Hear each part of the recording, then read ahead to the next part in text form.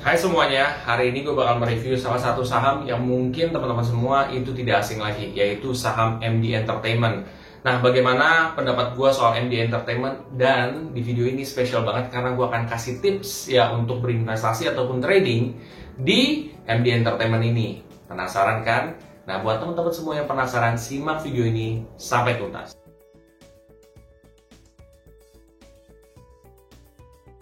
MD, teman-teman udah kebayang belum? Ini saham apa?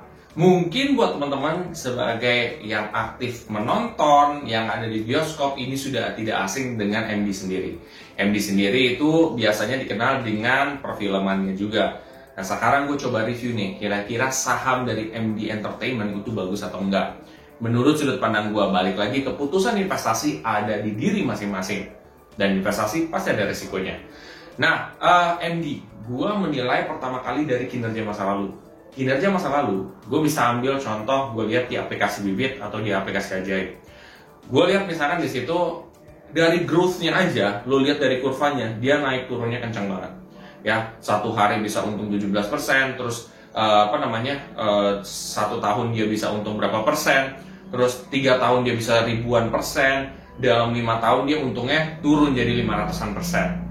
Di sini sebenarnya dari kinerja masa lalu udah kegambar bahwa orang banyakan ngetradingin ini saham ketimbang investasi. Apakah ada nggak orang yang investasiin? Jawabannya ada, banyak juga, tapi lebih banyak trading. Kenapa? Karena fluktuasinya terlalu kencang. Kalau fluktuasinya kencang, berarti orang melakukan aktivitas trading yang sangat sering, ya. Nah, nanti gue akan kasih tipsnya juga di kesimpulan itu gimana triknya menurut sudut pandang gue sendiri. Jadi sebenarnya saham ini banyak kan ditradingin orang, pertama. Dua, gue akan melihat daripada net income. Net income itu apa sih? Net income tuh kayak pendapatan bersih, ya, laba bersih, ya. Nah, ketika di sini tujuannya apa sih? Kita untuk melihat apakah perusahaan ini stabil nggak sih secara hasilnya ini. Ternyata berdasarkan gue lihat dia tidak stabil, ya.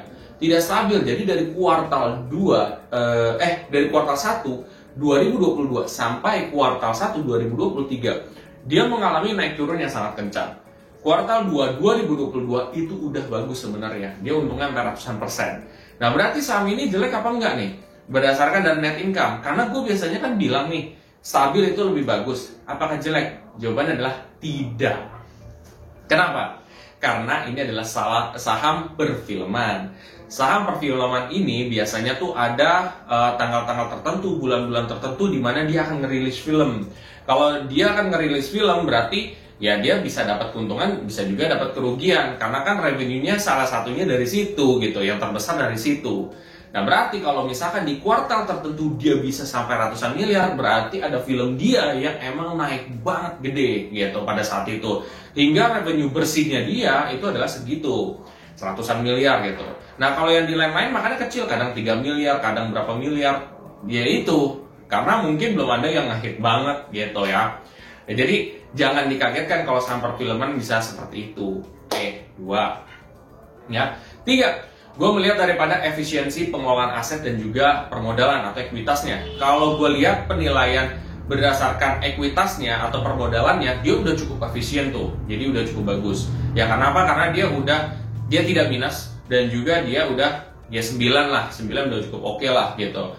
Terus juga ROA-nya juga kurang lebih segitu. Ya dimana di situ 9 juga dia tidak minus. Artinya apa? Tingkat efisiensi pengelolaan asetnya tuh udah cukup baik gitu ya. Secara singkat ya. Nah, di sini kita bisa lihat nih bahwa memang sejauh ini memang ini cukup buat trading ya rata-rata, dan memang revenue-nya atau net income-nya itu dia naik turun karena memang dia perfilman. Lalu yang terakhir, gue akan coba review dari dividen. Dia tidak bagi dividen company ini. Dia lebih fokus terhadap kinerja berarti. Kalau orang mau investasi sini itu karena dia kinerja masa lalunya, alias kita capital gain ya. Dari dia beli berapa, terus dia naik, hasilnya berapa, diambil dari situ. Oke, ya. Dari situ, kesimpulannya seperti apa sih? Sebenarnya ini kan adalah review singkat gue ya. Jadi, gue nggak akan review dalam. Kalau review singkat tuh sama seperti lu kayak ngelihat orang baru. Ini gue lihat dia tinggi badannya segini, dia bagus nih, terus mukanya cakep nih. Ya, kayaknya juga orangnya baik nih, gitu, ya kan? tampilannya sama seperti gue review saat ini. Nah, tapi ketika mungkin gue lihat laporan keuangannya bisa beda lagi, bisa makin bagus atau bisa makin jelek.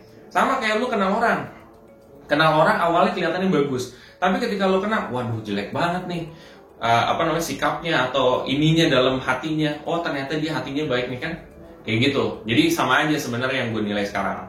But again, kesimpulannya adalah di sini, kalau teman-teman memang mau trading di sini, strategi menurut gue adalah lu harus cek. Misalkan perfilman yang akan dikeluarkan dari MD apa nih? Di bulan ini, di 2 bulan ini, di 3 bulan ini apa nih?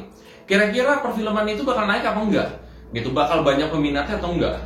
Ya, ketika lu misalkan, ini bakal banyak peminatnya, lu invest atau lu udah mulai trading tuh, udah siap pasang posisi di situ.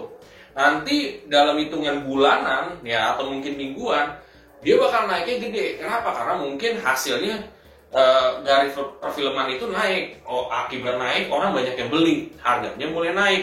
Di situ lu bisa nanti jual nanti pada saat udah di atas, gitu. Jadi lu bisa dapat revenue yang besar gitu. Makanya banyak orang juga mungkin tradingin banyak yang berhasil juga tuh ya. Nah itu strategi yang gue pikirin. Kalau misalkan teman-teman mau investasi ya jangka panjang di MD, sebenarnya itu juga gak masalah gitu ya.